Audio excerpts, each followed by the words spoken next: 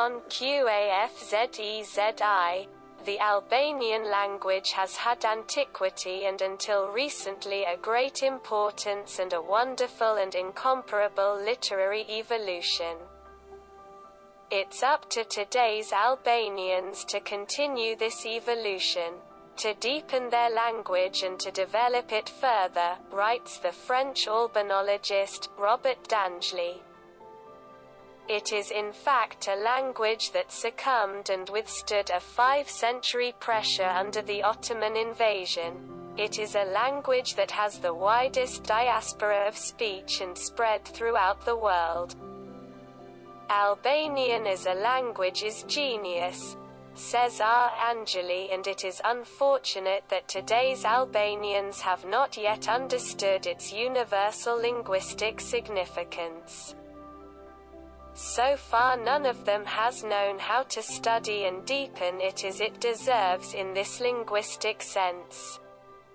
Albanian scholars have always followed Western linguists, especially those called Albanologists. They even have faith in him. How often they think without thinking at all, like all the opinions given by Albanologists, whatever they may be. Thus, giving up any other opinion. They firmly believe that they are all descendants of the Illyrians, because a scholar together with all those who have accepted his views have said so. On the other hand, it is enough for a scholar to express the opinion that the Pelasgians did not exist perverted in the imagination of the ancient scholars, or that they constitute only a myth of these ancients. And the Albanians immediately accepted without reservation. This proves that the feeling of inferiority to foreigners exists as in many fields, also in the field of Albanology. We have few studies in the field of comparative grammar. Indoctrinated Albanian scholars or academics and not to step on the rotten board, because thinking that we come from the Pelasgians would be misinterpreted by neighbors as chauvinism. So these academics, in order to be inside the ideology of the party, the line of the masses, have been taken intensively after exclamations and suffixes, prefixes of the Albanian language, removing and putting eyebrows according to the appetites of the ruling powers. Meanwhile, foreign scientists who they dealt with the decipherment of Etruscan, pre-Roman stele. They got stuck because they encountered an unknown language. It was the Israeli scientist Zahari Majani who deciphered these Etruscan stele through the Albanian language. This miracle key, that opened his perspective scientific so much that he managed to express the ancient Albanian language, this source of philological gold.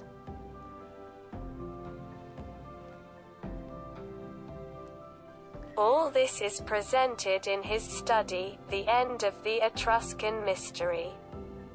But again, Albanian academics did not dare to react even when foreigners spoke about the antiquity of their language, that is, when nothing sounded chauvinistic as they feared. Paradoxically, the book The End of the Etruscan Mystery was removed from circulation by order of Prime Minister Mehmet Shehu.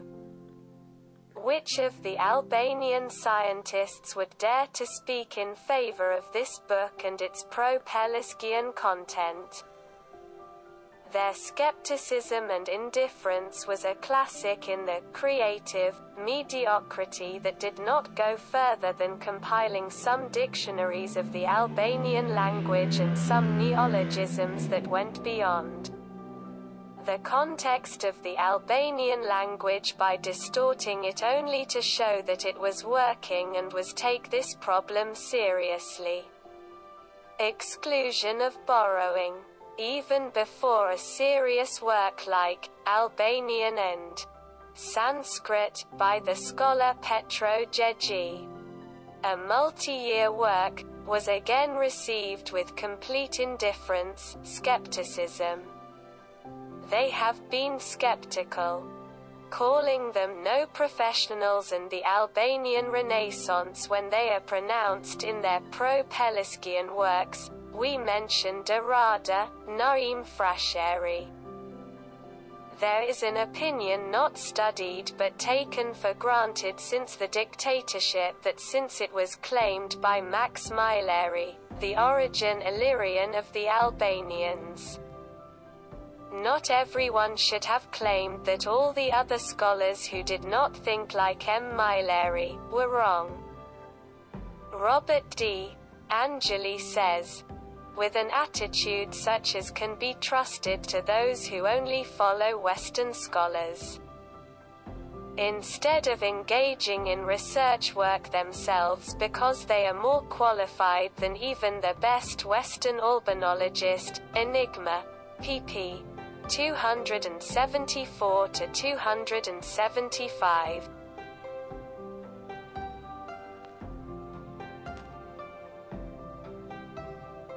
The French scientist, Angeli, throws powerful theses, the light of which penetrates with the language of fact and impartial objectivity, the very ancient origin of the Albanian language, and consequently the Albanian people that he identifies with the Pelasgians.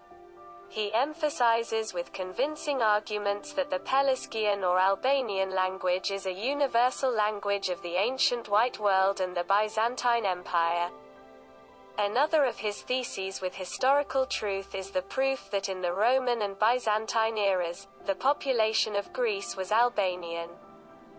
The third and most interesting thesis is that it gives the Albanian language the quality as a mother of Sanskrit, Old Indian language, ancient Greek and Latin, proving during the decomposition of the Cretan inscriptions that the Pelasgian, whose origin is lost in the obscurity of prehistoric times with those of man himself as a primitive language, he writes, has contributed to the formation of other languages called secondary or Mesopotamian, of the Albanian language and people by foreign Albanologists. But surprisingly it continues to be an enigma for the Albanians themselves, who are stuck in the thesis of Illyrian origin and do not dare to insert the shovel deeper into history. This should no longer be an inferiority complex, like those who joked or mocked Columbus when he discovered America.